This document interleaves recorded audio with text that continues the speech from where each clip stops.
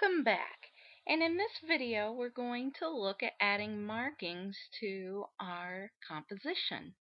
And you'll notice you'll have all kinds of different tools up here that we haven't used before. We've got one that looks like an accent mark over a note. We've got some expressions. And we're going to look at these and see how we can add them. So the first one I want to look at right here is the Smart Shape tool. And you'll see that over here our different smart shapes are here. And we're going to practice by starting with our first three notes. We're going to try grouping them into a nice slur or phrase here. And to do that, you need to, click on your note and drag to the one that you want to stop on. I've found that sometimes you almost have to triple click to make it go. So you might want to experiment with that and see what happens. And as long as you drag, you'll get the shape that you want. You can always change it a little bit.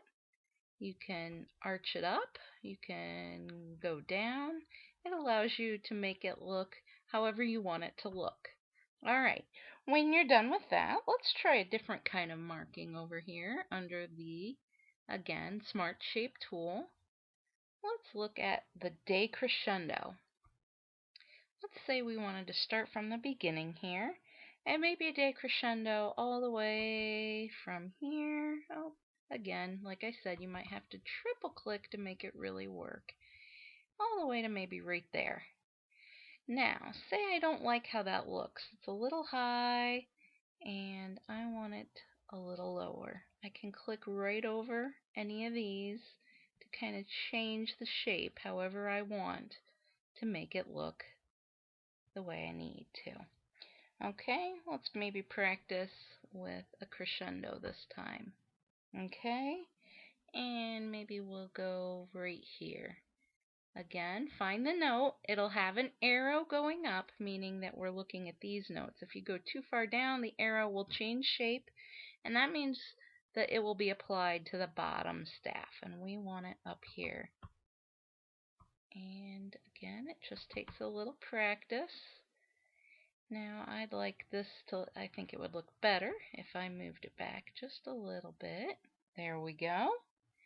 Okay.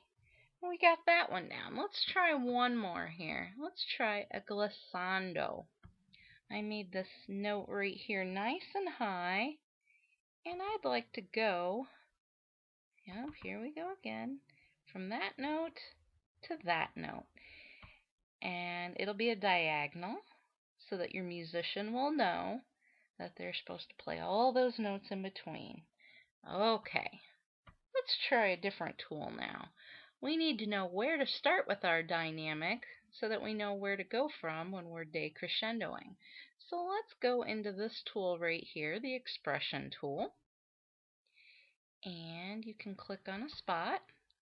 And as soon as you do that, you'll have your expression selection pop up. So I would like to start nice and forte, nice and loud. And maybe by the time we're done decrescendoing, we want it to be medium loud. Okay, maybe on the next staff we'll be loud again because we crescendoed. And maybe for the ending, we'll get a little bit softer. Really try to get the audience's attention. We'll try mezzo forte. You can see you can either double click on it or you can click select. The Finale is nice that way. It kind of anticipates what you want without a lot of extra clicks sometimes. Alright, I think I have all my expression markings that I would like in. Now I'm going to try a few more different marks. Let's try going to the articulation tool. Again, you'll select it. Nothing will happen right away. You have to pick a note for this to pop up. And let's say I've got this nice A flat. I want to, and I can look at all the different choices, I'm going to accent it. I double clicked it and it just popped up. Again, like I said, you can either double click it or you can select it and then push the select key.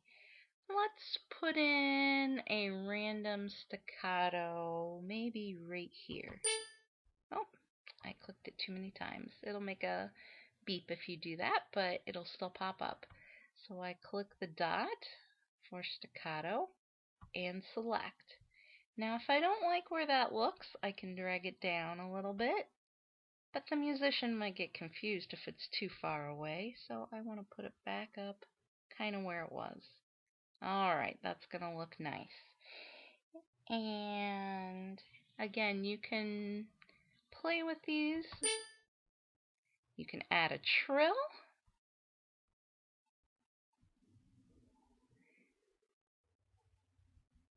And move it around however you like.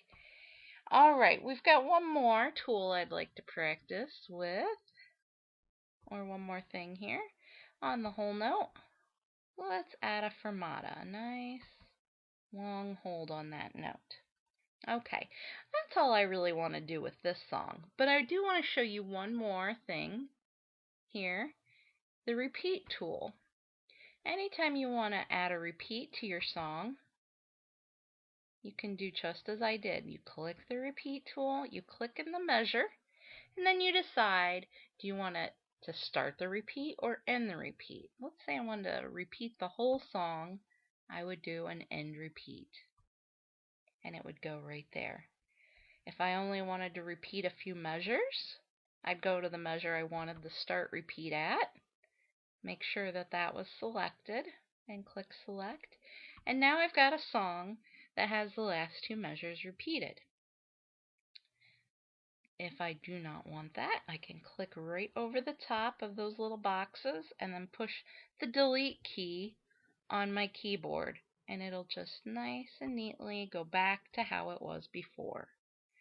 Alright, I believe we have our song just how we want it performed.